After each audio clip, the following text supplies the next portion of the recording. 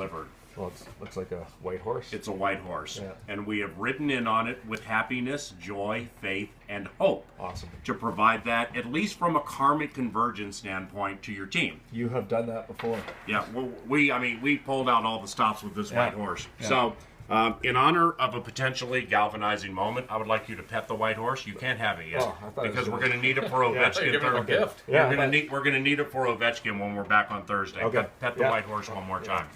There you go. Is that okay? Yeah. Thank you. Now the karmic convergence is that a Band-Aid on the horse, or what's going on in that? Well, it was a unicorn. We couldn't find a white horse, so we had to cut the horn off and put the bandage on for the losing streak and everything. Just to only had a few hours. We're trying to find a galvanizing moment here. Maybe the white horse. We certainly never would insinuate we are in saving the season mode because you have 30 some odd games left.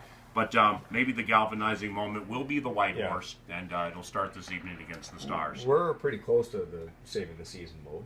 There's no doubt about that. Yeah, it's been it's unacceptable what we've been going through and what's been going on, and it's up to us to rectify it. But we respect and appreciate the white horse. Thank you. Yeah, we made the head coach of a slumping squad smile. Yeah, absolutely. That's start one. Yeah, I mean.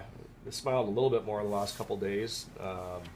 Feel like we made some progress last game. Feel like we generated 22 scoring chances, and against St. Louis, that's not an easy thing to do. So it was a step in the right direction. Do you worry about you kind of made some changes Saturday? You're trying to get a different message to these guys. That you feel like you were encouraged, the work ethic was there. They played kind of more of the game you wanted to play, yet they don't win. You get concerned of them kind of forgetting about that message as they go along here? A little bit. We showed some video yesterday, and it was very brief. And the purpose of the things that we addressed going into the St. Louis game, saw a much better focus with that. And I knew it was not going to be a matter of us. When you've been going through something like this, you don't just snap your fingers and then all of a sudden things are better. And then, quite often. In fact, more often than not, you end up losing a game that you play really well in, and it's just the way it goes. But I think that we have to understand that we took a step, and now we have to take another one tonight. Do you prefer division games or non-division games, especially when you're trying to snap out of something? Our team seems to prefer division games. Yeah. I don't know why that's always been as long as we've been here. We don't change anything. In fact, maybe we have too much preparation with the other teams, as far as making sure we understand what they're ready for, but we always talk about how it's about us and what we're going to do. But when we play against division teams, I don't know if it's the familiarity or what, but we're just more aggressive, and maybe it's just kind of we know what to expect from them, so we just go out and concentrate on ourselves. Which is bizarre given the division you're in. I know. On Saturday, you made the changes. You put Thomas Vanek and Jason Zucker in the press box, and I think you had lots of options of players that aren't performing to their level that you could have put in the press box. Why specifically did you pick those two? Well, I mean, and again, you can talk about production and stats, and like you said, if we go off that, then for sure there's a lot of candidates. And but what it came down to is the defensive play, the high risk game, and more than anything else is, are you helping us get to our game? Are you helping contribute to everybody else playing the type of game that feels like Minnesota Wild hockey, or are you taking away from that? And those guys have been playing on the same line, and it's been chaotic to say the least. Felt it was the time to send a message not only to them but to the rest of the group. And last night was better, but again, we're prepared to do it with whoever we have to do with going forward. How do you think those two handled it? I think they handled it well, but I think we won't really know until we see them in action. Will they be in action tonight? Yes. What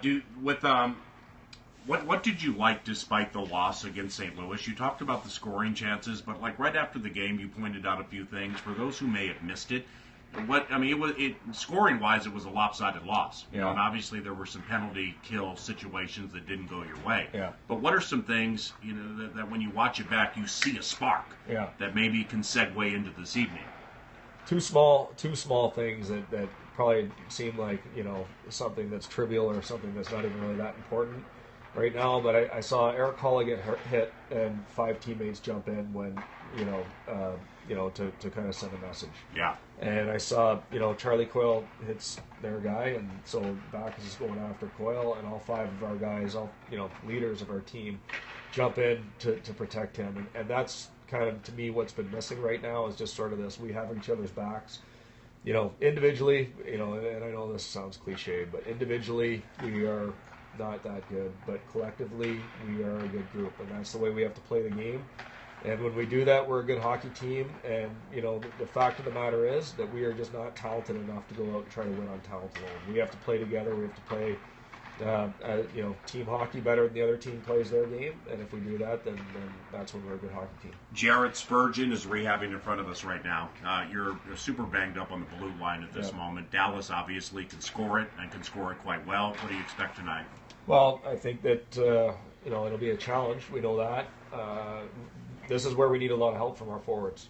And I think that, looking back at the last game that we played in Dallas, it's one thing we did exceptionally well is how, number one, how we, where we lost pucks. And we lost them in areas where we had guys in position where we could get them back. But we, not only did we break up a lot of plays, but we generated a lot of offense, a lot of scoring opportunities. Thomas Vanek's goal comes to mind. In that game, because of how our forwards were tracking back, pushing them into our D, lifting sticks coming from behind, and we'll need more of the same tonight. Mike Yeo, head coach of the Minnesota Wild, starts 9 to noon. VOX in the box, penalty box XB. With Spurgeon out, Brodin out, I know you're typically not a huge matchup guy. You're willing to kind of roll all 4 lines and your defensive pairings. I think when you have depth, you're confident putting them out against anyone. But because you have those injuries, is Suter with the second change tonight going to be matched up against that top line often tonight? Yeah, you're going to see. I would think more of that, and always the game always dictates that as well. When you start to see how certain guys are playing, and usually, typically, when you're ahead in a game, you're a little more strict with your matchups as far as personnel wise, and when you're down in a game, it's a little bit more based on kind of zone starts or maybe you're trying to catch a matchup that maybe is a little more favorable on the offensive side of things. So, but certainly, we have to pay close attention to those guys. We know that. With Riley called up tonight, because of those 2 guys out and because of the skill they have, does Riley immediately kind of play top 4 type minutes and power play stuff, or do you still kind of ease them in a little bit? Yeah, and again, I think there's going to be a lot of mixing and matching, and I think Rick Wilson does a great job of this as far as reading the players, how they're performing, and who's ready to and able to give what. I think it's going to be that kind of game tonight. We have, it's going to depend how certain guys are going. Not only Mikey, but other defensemen. And I don't know that this is going to be just we're going to go roll 6 defensemen. When we lose 2 guys like Spurgeon and Brodin, that's a very big void to fill.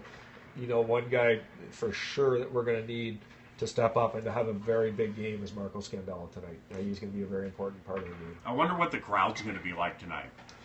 Yeah, I said this yesterday, and I fully respect and understand the impatience and the frustration with our group. We seem to do this every year, and and so I always believe it's our responsibility to give them reasons to cheer and reasons to be excited, and I do hope that there's a real good atmosphere, because I know that they can make a difference for us. Like if we come out and the place is rocking, that's an energy that will definitely fuel our guys. But regardless, we have to be prepared and understand that whatever it is, it's on us.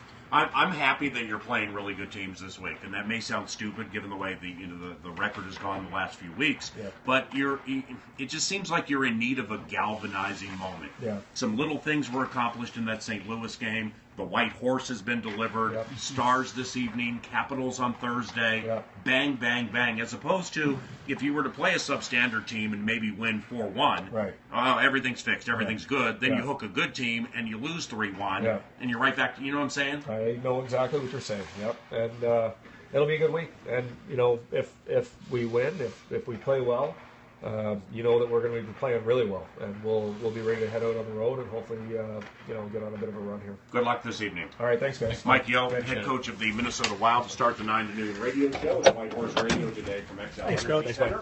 This is VOX in the Box. Brandon Mileski, co-host the first hour of the radio show, and we'll be back to recap a few things the head coach said and set up the rest of today's 9 to noon production, which is